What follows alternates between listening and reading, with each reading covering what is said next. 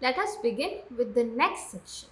In this section, we will be seeing something called foreign trade, that is foreign export and import, and the integration of different markets throughout all the countries. Under this, we will be seeing a case study on Chinese toys and the kind of impact that plays on the foreign trade and domestic trade. Then we come down to the main topic of this chapter, that is called globalization. I will be starting off with briefly explaining the definition of globalization to you and the kind of different factors that have pushed up globalization in our country. The first factor we will be dealing with is something called technology. How has technology even enabled globalization in the first place? And also something called as liberalization of foreign trade that has pushed up globalization, and the different kinds of foreign investment policies that have enabled globalization. So in this section we will be briefly discussing about these subtopics. So let us get on with this section. So first thing we're going to see is the kind of foreign trade and the integration of markets.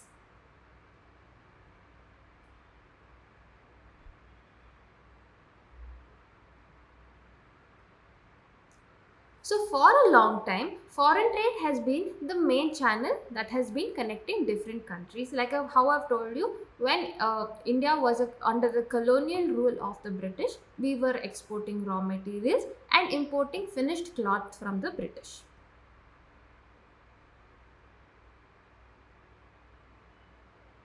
So now that we have seen this is exactly what foreign trade is, that is, you're importing something and you're exporting another material. What is the basic function of foreign trade? So basically this kind of foreign trade, it creates an opportunity, right? It gives the right for the producers to reach beyond the domestic markets. That is, the producers in our country don't have to just produce some kind of good or service for our country, but they can get out from the borders of our country and export these products to the different parts of the world. And for the ones that are buying, they import such goods from our country, which is producing such kind of a good that they are in need of. So let us see the kind of effect the kind of foreign trade plays through the example of Chinese toys in the Indian markets. So these Chinese toys are manufactured in China and are exported to India. And in India, we already have Indian producers who are making such toys. So let us see the basic case of Chinese toys. So Chinese manufacturers who are in China, they get to know that if there is a lot of demand that is there in India for toys. So they seize this opportunity and start to export toys to India. They also know that the toys that are manufactured in India are sold at a very high price and the affordability for these toys is very low. So what the Chinese do is they start to make plastic toys of the same varieties, which is very cheaper for them to manufacture, and they send it to India. And because Chinese toys come with new designs and they're definitely cheaper than what are produced in India, they become more popular because many people can afford such toys. So in this competition between Chinese toys and Indian toys, definitely Chinese toys prove better because there are new designs and many children will like the new designs. Indian buyers definitely have a greater choice of toys, and these toys come at lower prices, and hence ultimately many people will tend to buy these Chinese toys, which is giving a greater kind of business to China ultimately. And Indian producers are going down in the production and China's production is increasing.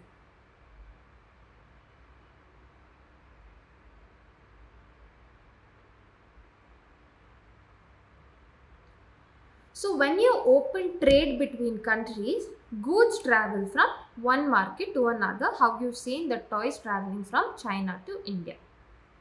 So when different goods come from different countries, definitely there's a choice between different goods in the market, right? And price of also the same kind of goods almost becomes the same.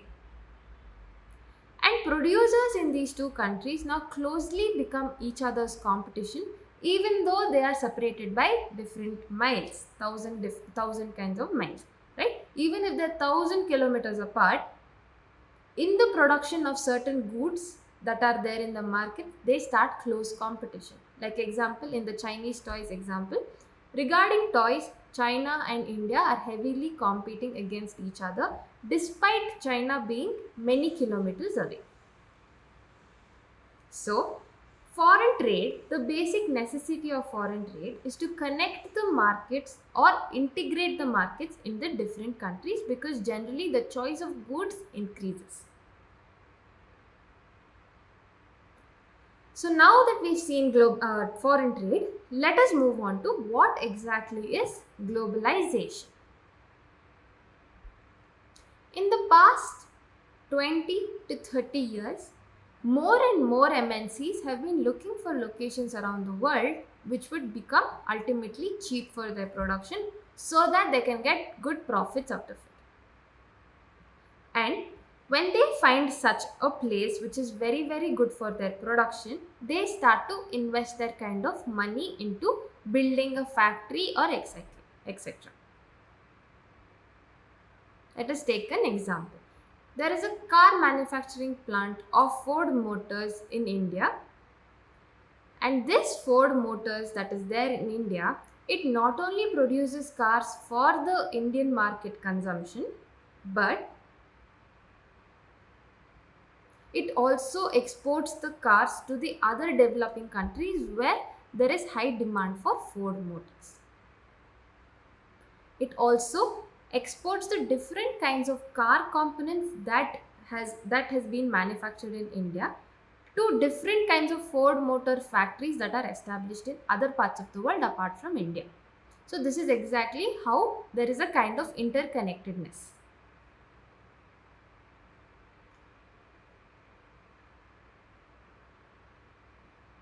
So the result of greater foreign investment, that is pooling in a lot of money into kind of land or building at where the MNC needs to be established, and a greater foreign trade, that is interlinking the production processes, has been greater integration of production and markets across the countries. So this is literally the kind of thing you've concluded from what you have read till now. Therefore, globalization is the process of rapid integration or interconnectedness between the countries, right? This is exactly what you have seen through foreign trade and foreign investment. MNCs want to invest in one country, and that whatever is being produced in that kind of an MNC has been exported to different countries who are in need of that product. So greater foreign trade has been achieved because of greater foreign investment, and this integration is entirely called as globalization.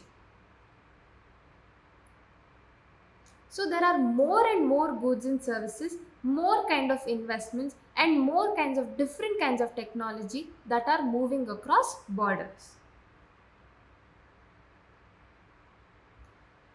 So not just goods and services, investments in technology, not just these things are moving from country to country, but there is also movement of people between countries. For example, USA recruits engineers from India because they are very good in the software domain. They can take care of the technical aspects of their company, and that is why there are lots of Indians working in the US. So, and also people go to these countries because they get a better lifestyle, they get a better income and better jobs to support themselves and their families back in India. So this is why movement of people happens between countries. Now let us see the different kind of factors that have enabled the whole process of globalization. That is how even globalization came into the picture in the first place. Let us see what enabled that component. Firstly, like we've discussed, technology is the first aspect. So definitely a very, very high improvement in technology has stimulated this process of globalization. For example, the last 50 years, there is a lot of improvement that has happened in the transportation technology. That is, there are a faster delivery of goods across borders that are happening at lower cost. That is, you can see back in the day there were no aeroplanes, right? They were just ships that were going from one place to another taking goods. So that used to be very time consuming and it used to be of a high cost. Now that aeroplanes have come, they carry different kinds of goods from one place to another and they make this process faster and at a lower cost. There's also something called containers for transport of goods, and these containers are put into the ships, and these ships or railways or planes, they move from one country to another, making the kind of globalization process easier and faster and ultimately more efficient. So there's a new domain called as ICT, that is Information and Communication Technology, which has risen to large improvements in globalization. There's also a lot of computers, internet, Wi-Fi, phones, mobile phones, laptops for tracking as to where tracking with respect to supply chain, and you can also track as to where the good exactly is placed, in which part of the world is it. It's all possible because of technology.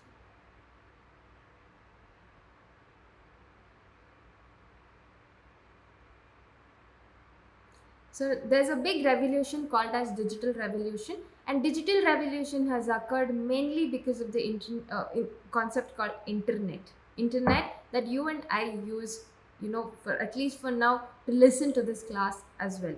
So internet is where you can obtain and share information on almost anything you want to know, right? Don't you think Google is everyone's friend? You can Google anything and everything you want. So that is where internet has facilitated technology, and because of technology globalization is growing ultimately.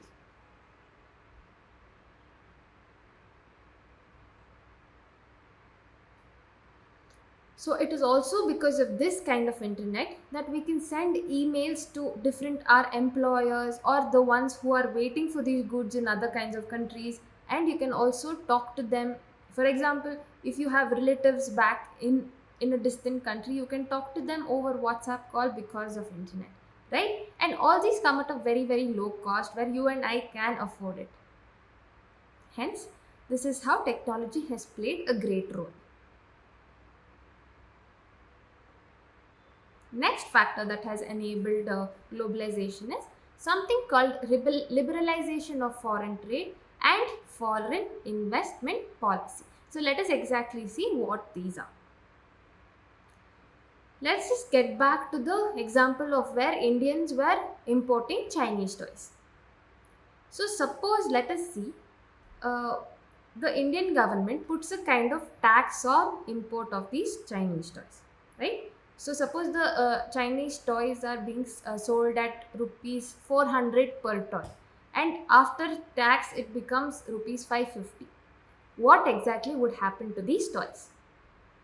So whoever has to buy these toys, instead of paying 400 before, have to pay 550, and hence it is a greater amount, and who knows, the domestic produced toys must be selling at 500. So definitely the choice is made to the one that is lesser, that is the Indian made toy, and hence Indian made toys will have a greater demand because after tax the rate of the Chinese toys are more. And hence, because of this tax, Chinese toys will no longer be cheap in the Indian market, and automatically when people stop buying these Chinese toys, there is no demand for Chinese toys in the Indian market, and automatically the imports from China will reduce, and the ones that are producing these toys in India, their production will rise.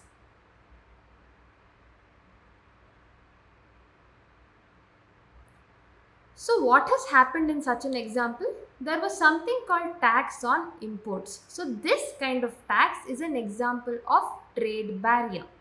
So it is called a barrier because there's a kind of restriction that has been set up. There's a kind of stoppage that has happened on such a kind of trade that is happening in the form of tax. So that tax is called as trade barrier. So governments in the day can use these kind of barriers to increase or decrease a certain kind of good that's coming into our country. And they can also, with this kind of regulation of increasing or decreasing the kind of tax that they are paying on such kind of thing, we can also decide as to what kind of goods do we want in our countries and the kind of rate that we have to pay for each of these countries and etc. So the governments can decide as to what exactly the tax should be paid on these goods. And the Indian government has done such kind of barriers. They have put up such kind of barriers in the past when it came to foreign trade and foreign investment.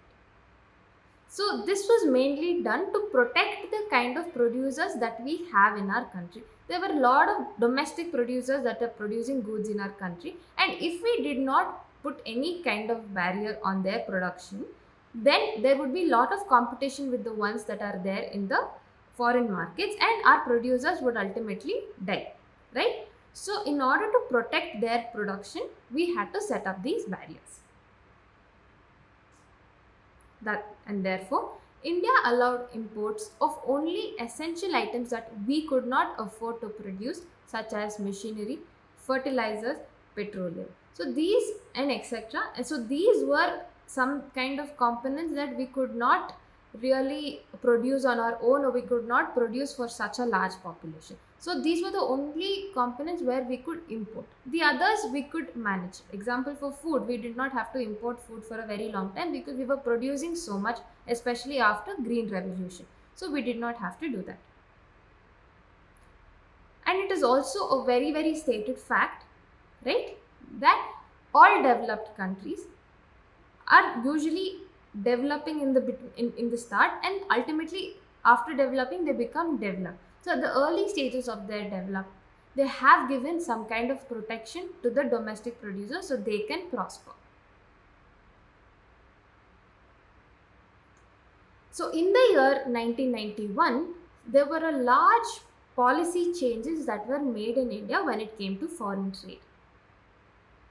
So the government decided that it was time, that the Indian domestic producers finally start to have some kind of healthy competition with the foreign producers.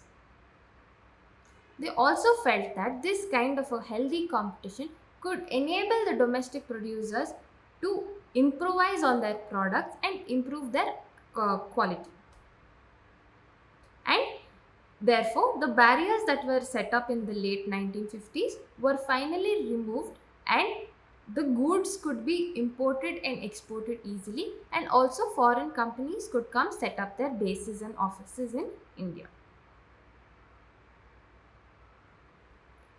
So when the trade barriers or these kind of restrictions were removed by the government, which facilitated more kind of foreign trade into our country, that came to be known as liberalization.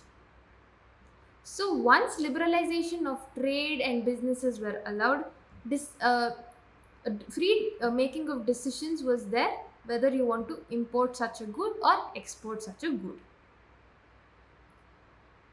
So in our government does not put in a lot of restrictions, and hence we have a liberal government.